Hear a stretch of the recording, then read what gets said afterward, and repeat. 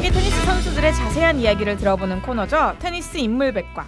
이번 주 저희가 알아볼 선수는 2022, 2023 여자 선수 중 가장 많은 아쉬움을 남긴 선수죠. 아프리카 여자 테니스 넘버원 온스 자베르입니다. 온스 자베르 하면 불굴의 의지와 불쌍한 이미지가 좀 있는데 그 이유를 좀 알려주시죠, 천다라님. 불굴의 의지는 테니스 불모지의 탑 10까지 올라간 업적을 말씀하시는 것 같고, 불쌍한 이미지는 아무래도 그랜드슬램 준우승이 있겠죠. 온스 자베르가 2022년 그랜드슬램 4개 중 2개 대회 결승에 올랐지만 리바키나 슈비옹텍을 만나면서 모두 준우승을 했고요. 2023년 윈블던 결승에 다시 한번 올랐지만 역시 본드로소바에게 0대2로 패배하면서 2년간 무려 3개의 준우승을 가져갑니다. 이게 약간 불쌍하다 보니 좀 안타깝네요. 네, 안타까워요. 네. 콩라인이라고 볼 수가 있죠. 콩라인이요? 솔리님 콩라인 아세요? 콩라인? 스타크래프트에서 하는 뭐 그런 건데. 그 임요한. 네, 그렇죠. 네. 임요한의 라이벌. 네. 이. 제가 설명해 드리자면 네. 콩라인은 스타크래프트 임요한의 라이벌 홍진호의 별명인 콩에서 시작된 말인데요. 네. 이 홍진호 선수는 준우승만 무려 22번 했다고 하죠. 그래서 2의 저주라고 불리고 있습니다. 이 온스 자베르가 테니스계의 콩라인이다, 이렇게 말씀드릴 수가 있습니다. 네. 테니스계 네. 콩라인 온스 자베르. 네. 네, 알겠습니다. 그럼 그랜드슬램에서 가장 많이 준우승한 선수는 누구죠? 네, 가장 많이 준우승한 선수는요, 놀랍게도 노박 조코비치입니다. 노박 조코비치는 12회의 그랜드슬램 결승에서 패배가 있는데요. 조코비치는 36번 그랜드슬램 결승을 진출해서 24번 우승을 했고요. 12번 준우승을 합니다. 2위는 이반 랜들과 페더러인데요. 페더러는 31번 31번이죠. 31번 결승에 진출해서 20번을 우승을 했습니다. 11번을 준우승한 거고요. 앤디 머레이와 라파엘 나달은 공동 4위에 랭크되어 있는데요. 머레이는 좀 가슴이 아픕니다. 11번 결승전에서 3번 우승, 8번 준우승을 했고요. 나달은 30번, 30번의 결승 진출해서 22번 우승을 해서 8번의 준우승을 가지고 있습니다. 그러면은 온스 자베르의 3회 준우승은 좀 별것 아닌 기록일 수도 있는 거 아닌가요? 굳이 따지면 그럴 수도 있긴 한데 3번이나 준우승한 온스 자베르의 올해 성적을 기대해보긴 할 텐데요. 벌써 안 좋은 소식이 전해졌죠. 이번 호주 오픈에서 16살 미라 안드리바에게 0대2로 패배하면서 2라운드에 탈락했습니다. 어찌되었든 이번 시간 온스 자베르에 대해 알아보겠습니다. 네, 온스 자베르는 일단 출생부터 특이합니다. 1994년 8월 28일 아프리카 북부죠. 튀니지에서 태어났습니다. 튀니지는 북아프리카에 위치해 있긴 한데요. 아랍 문화권이고 이제 최근까지는 프랑스 식민지였기도 합니다. 특이하게도 아랍권에서 민주주의가 정착된 드문 케이스라고 합니다. 네, 온스 자베르는 이 튀니지라는 나라의 작은 마을인 헬랄이라는 마을에서 태어났다고 합니다. 이제 근처에는 수스라는 도시가 있는데요. 그 도시에서 어머니와 함께 취미로 테니스를 시작했다고 합니다. 일단 출신만 봐도 유복한 집에서 태어난 것 같지 않은 느낌이 드는데요. 테니스는 어떻게 배운 거죠?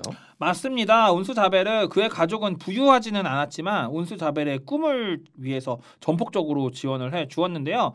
튀니지가 그 북아프리카니까 유럽이랑 가깝잖아요. 그래서 ITF 서킷이 곳곳에서 열렸다고 해요. 그래서 자베르를 데리고 다니면서 이제 대회 경험을 쌓게 해 주었고, 그 결과로 이제 온스 자베르는 롤랑가로스 주니어에서 준우승을 차지를 했고요. 윈블던에서도 주니어죠. 단식 8강, 복식 4강이라는 성적을 냈습니다. 윈블던 주니어 단식 8강, 복식 4강. 네, 맞습니다. 튀니지에서도 좀 이런 테니스 대회가 많이 열리나 봐요. ITF 캘린더에 따르면요, 작년 튀니지에서 열린 대회는 6개고요. 이는 이집트 12개, 남아프리카 공화국 11개에 이어 3번째로 많은 대회가 열리는 것입니다. 참고로 우리나라에서는 9개가 열리고요. 일본에서는 12개가 열립니다. 네, 온스 자베르는 유년 시절, 그러니까 어린 시절에 동네에 테니스장이 없었다고 해요. 그만큼 좀 테니스랑 좀 동떨어진 지역에서 테니스를 시작을 했는데, 그래서 테니스를 치고 싶었던 온스 자베르는 호텔 테니스장을 빌려서 훈련을 이어가게 됩니다. 그 후에는 이제 전문적인 테니스 코칭을 받기 위해서 벨기에와 프랑스로 건너갔고요. 훈련을 이어나가면서 투어에 참석을 하게 됩니다. 자베르가 WTA 참가해서 바로 성적을 낸 것은 아니었죠. 제가 알기론 대기만성형 선수라고 알고 있는데요. 네, 저희가 이제 지난 시간에 알아봤던 여자 선수 중에서 이가슈 비용택 같은 경우는 이미 고등학교 때부터 들어가자마자 바로 성적을 냈었잖아요. 근데 온스 자베르는 WTA 투어에 안착한 해, 그러니까 이제 랭킹을 받고서 안정적으로 대회를 나갈 수 있는 해가 2015년이었는데 지금으로부터 무려 10년 전이고요. 그 전부터 이제 꾸준히 ITF라든지 WTA 하위 대회 투어 문을 두드렸는데 이게 랭킹 올리는 게 쉽지가 않았습니다. 근데 이제 꾸준히 투어를 참여하면서 포기하지 않으면서 경험을 쌓았던 온스 자베르가 드디어 2017년 그랜드슬램 4개 대회에 모두 참가하게 되었는데요. 이제 제가 몇 번 말씀을 드렸었는데 그게 그 4개 대회를 전부 참여할 수 있다는 것은 거의 랭킹 100위까지 들어갔다는 의미거든요. 그래서 이제 랭킹 100위에 들어온 온스 자베르가 2017년 랭킹 10위였던 시불코바 이거 발음 이름이 좀 시불코바입니다. 네. 시불코바에게 승리를 하면서 랭킹 10위였습니다. 시불코바 가능성을 보여줬고요. 네. 2018년은 랭킹 62위. 네, 처음으로 탑 100 안으로 쑥 들어오게 됐습니다. 네. 방금 그 레딩님의 그 발음이 굉장히 인상 깊어가지고 뭐라고 불렀는데 네, 웃음이 좀 크게 터졌어요. 네, 그럼 제가 궁금한 게 있는데, 그럼 투어에서 큰 성적을 거두지 못했는데 어떻게 2018년까지 버틸 수 있었던 거죠? 랭킹 낮은 선수가 이제 투어를 참여하려면요, 알카라즈처럼 이제 어릴 때부터 이제 압도적인 성적을 내거나 아니면 그 자국에서 열리는 대회 와일드카드로 참석해서 승리를 하는 방법이 있는데요. 온스 자베르의 경우는 대부분의 다른 선수처럼 와일드카드 혜택을 많이 받습니다. 그 이유가 뭘까요? 아랍인. 네, 정확합니다. 바로 아랍 출신이라는 배경 때문인데요. 이제 테니스의 저변을 넓히려는 그 저거를 많이 하잖아요, 노력을. 네네. 그래서 카타르나 사우디아라비아 좀 스포츠 강국을 좀 꿈꾸는 그런 대회에서 테니스 투자를 많이 하고 있는데 아랍 출신 선수 테니스 선수가 많이 없어요. 그래가지고 아랍인이라는 어떤 배경을 등에 업고 그 와일드 카드를 많이 받게 되는 거죠. 마침 아랍인이고 무슬림이기 때문에 이제 픽을 당한 거죠. 그렇게 해서 아랍 계열 기업들에게 전폭적인 스폰서를 받기 시작합니다. 이제 되게 신기하네요. 테니스 선수들은 정말 좀 다양한 기회가 중요한데 이런 기회가 되게 엄청 소중하게 작용을 했을 것 같아요. 그러면 2019년부터 자베르는 훨훨 날기 시작했나요?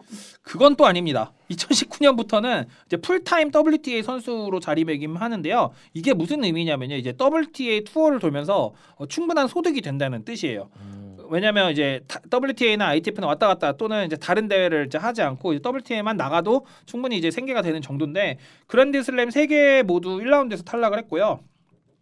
이제 US 오픈 전까지 수많은 WTA 대회에서 광탈을 하면서 좌절감을 맛봤습니다. 근데 이제 US 오픈 3라운드에 한번 오르고요. 중국의 이제 선진 오픈 준결승에 오르는 등 랭킹 포인트를 꾸준히 모아서 51위로 한 해를 마무리했습니다. 2020년 역시 나름 괜찮은 성적을 냈는데요. US 오픈 3라운드, 롤랑가로스 4라운드 등 성적을 내면서 랭킹 31위로 2020년을 마무리했습니다. 네, 그러면은 온스 자베르의 커리어의 진정한 시작이라고 할 수 있는 2021년인 건데 이때 대단한 성적을 내면서 주목을 많이 받았다고 한다는데요. 네. 아마 롤랑가로스에서 슈비용택을 꺾은 일을 말씀하시는 것 같은데요. 2020년에 슈비용택이 롤랑가로스를 재패하면서 엄청난 스포트 라이트를 받았는데요. 21년에 온스 자베르가 그 슈비용택을 4라운드에서 탈락시키며 튀니지 팬들에게 많은 축하를 받았습니다. 이게 청취자님들께서는 이제 온스 자베르가 어떤 느낌인지 느낌 잘 안 오실 수 있는데 약간 튀니지에서는 김연아, 박찬호 정도 된다고 보시면 됩니다. 네, 이제 튀니지라는 나라 자체가 약간 축구를 좀 이렇게 위주로 하는 나라라서 이렇게 우리나라도 이제 피겨 같은 거를 김연아 선수가 없었으면 접하기가 어려웠잖아요. 약간 그런 느낌이라고 보시면 되고요. 특히 튀니지 사람들은요, 유럽 전역에 퍼져서 살고 있기 때문에 온스 자베르가 이제 투어를 다니면서 굉장히 큰 힘이 됐다고 합니다. 열광적인 팬들이 굉장히 많고 응원가도 불러주고요. 그래서 아마 서울 오픈에서 깽가리 치시는 분들 다음으로 열광적인 응원을 펼치시는 것 같습니다. 박세리 정도 되려나요? 깨지고 나가 끝내 2일이라 맞습니다. 네, 양희은, 네, 양희은 씨. 언제죠? IMF 때죠? 무슨 일이에요? 네, 맨발로. 네. 박세리 선생님이랑 이미지 좀 비슷하죠? 네. 네. 들어가셔서 맨발로. 네. 이미지도 비슷한 것 같고요. 하여튼 온스 자베르는 21년 굵직한 대회를 차례로 섭렵해 나가며 커리어의 정점을 향해 나아갔는데요. 인디언 웰즈 4강, 무바달라 테니스 대회에서 우승 등이 있습니다. 네, 그래서 이제 코로나가 거의 마무리되던 22년 드디어 온스 자베르가 사고를 치죠. 바로 윈블던 결승, US 오픈 결승. 그러니까 두 군데에서 결승이 오른 건데 사실 그 전에 그랜드슬램 두 개는 좋지 않았습니다. 호주 오픈에서는 허리 부상으로 기권, 프랑스 오픈에서는 1라운드 탈락을 했는데요. 마드리드 오픈에서 최초로 아랍 선수 우승을 차지를 했고 그 뒤로 로마 오픈에서 카사키나 매치 포인트를 지켜내면서 결승에 진출했지만 시병택에 패배하긴 합니다. 이때 좀 재밌는 일이 있었군요. 약간 세레나 윌리엄스랑 복식을 했어요. 맞습니다. 네. 그렇습니다. 세레나 윌리엄스 언제나 약자들의 편에 서서 목소리를 높이는 셀럽이죠. 세레나 윌리엄스가 출산 이후 처음으로 토너먼트에 참여한 것이 윈블던 직전 대회인 이스트본 복식이었는데요. 이때 파트너가 온스 자베르였습니다. 오, 세레나 윌리엄스의 여복이라니 굉장히 궁금한데 사실 세레나는 언니 비너스와 함께 그랜드슬램 복식 우승 타이틀도 가지고 있잖아요. 맞습니다. 이 세레나 윌리엄스는 당시 출산 이후에 몸조리를 하면서 컨디션을 끌어올리는 중이었는데요. 그 온스 자베르와 함께 즐겁게 복식을 치는 모습, 약간 즐겜 모드입니다. 막 이렇게 화내지 않고 막 파이팅도 이게 늘 잘하지만 그런 모습 보면 상당히 흥미로우시니까 궁금하신 분들 유튜브에 검색해서 풀 영상 한번 찾아보시길 바라고요. 세레나 윌리엄스의 기운을 받아서인지 잔디 코트에서 온스 자베르는 헐헐 날기 시작합니다. 온스 자베르는 살짝 대진운 바를 받으면서 승승장구를 했는데 결승전에서 리바키나에게 패배하면서 아랍인 여성 최초로 윈블던 준우승이라는 업적을 달성을 하게 됩니다. 이후 US 오픈에서 중국의 정친원, 체코의 크비토바, 미국의 쉘비 로저스, 러시아의 쿠데르메토바를 꺾으면서 결승 진출했지만 역시 이가 슈비용택이 패배하면서 준우승에 그쳤습니다. 이때가 아마 브레이크 포인트에서 나온 그때죠. 굉장히 아쉬웠던 기억이 나는데요. 네, 온스 자베르는 넷플릭스의 인기 테니스 다큐멘터리죠. 브레이크 포인트에 출연을 한 거죠. 이때 약간 사생활 같은 것을 많이 보여주면서 화제가 됐어요. 이 프로그램은 대부분 1월 중에 공개가 되기 때문에 2023년 1월에 보여준 온스 자베르의 심경이 화제가 되었는데요. 그랜드슬램 연속 준우승의 아픔을 남편과 함께 나누는 모습이 아주 인상적이었습니다. 오, 남편이 있나 봐요. 온스 자베르가 결혼을 했나요? 네, 자베르의 남편이 피트니스 트레이너를 맡고 있습니다. 꽤 유명한 이야기인데요. 자베르의 남편은 튀니지에서 펜싱 선수였다고 해요. 자베르와 결혼한 뒤로는 아내의 꿈을 위해 본업을 버리고 헌신하고 있는데요. 아이를 갖고 싶지만 이를 미룬다는 내용도 있었던 것 같습니다. 네, 제가 이슬람교에 대해서 좀 잘 아는데 이슬람교는 피임을 하지 않습니다. 피임하면은 그 죄악시 한다고 해요. 낙태는 당연히 천벌받을 일이고요. 이제 온스 자베르 입장에서는 아무래도 종교적인 이유긴 하겠지만 남편 입장에서 이제 테니스 커리어가 정점을 향해 나아가고 있는데 출산이나 육아로 인해서 경력이 단절되는 걸 원치 않았던 것 같아요.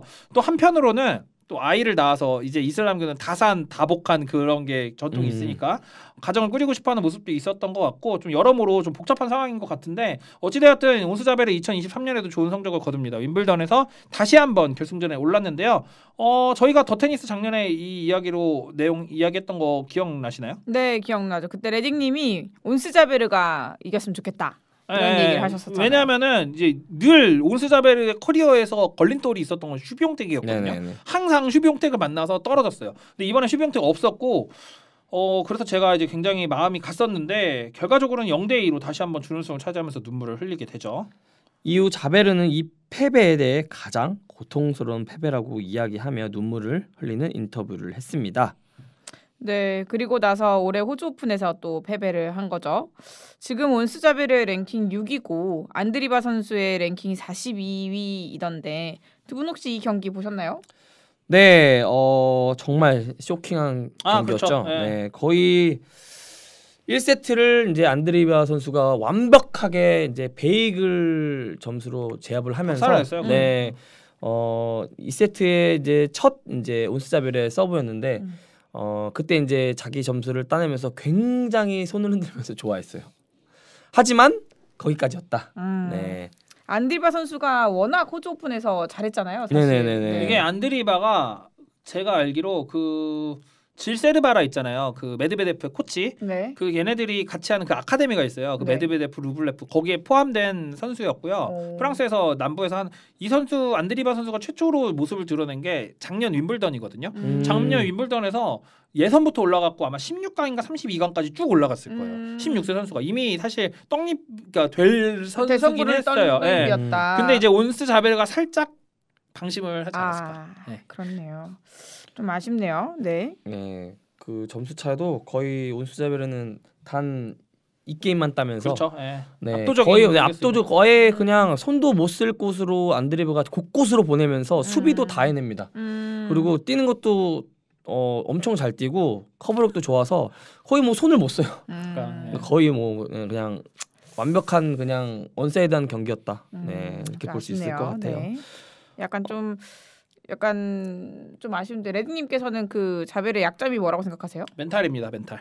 아. 멘탈입니다. 네네네. 확실히 멘탈이라고 보는 게 그 두 번째 윈블던 우승 결승전을 했을 때 저는 사실은 진짜로 온수 자베르가 이겼으면 좋겠고 이길 수도 있다고 봤거든요.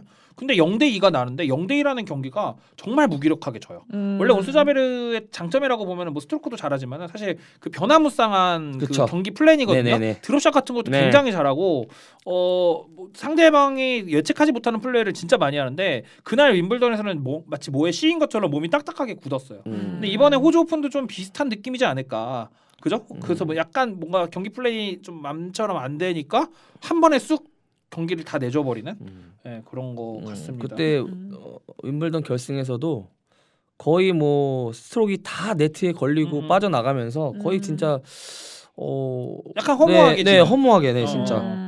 말도 안 되는 스코어가 자주 나와요. 네, 그래서. 스타트는 되게 잘 끊었는데 그 이후로 뭔가 경기가 안 풀리면서 네, 경기를 그냥 내줬던 아쉬운 또 결승전 경기였던 것 같아요. 생각해 보면. 네. 근데 그럼에도 불구하고 온수 자베르는 윈블던에서 2번이나 결승전에 올랐는데 그 이유가 또 있을까요? 아무래도 페더러가 윈블던에서 강한 이유와 비슷하다고 할 수 있죠.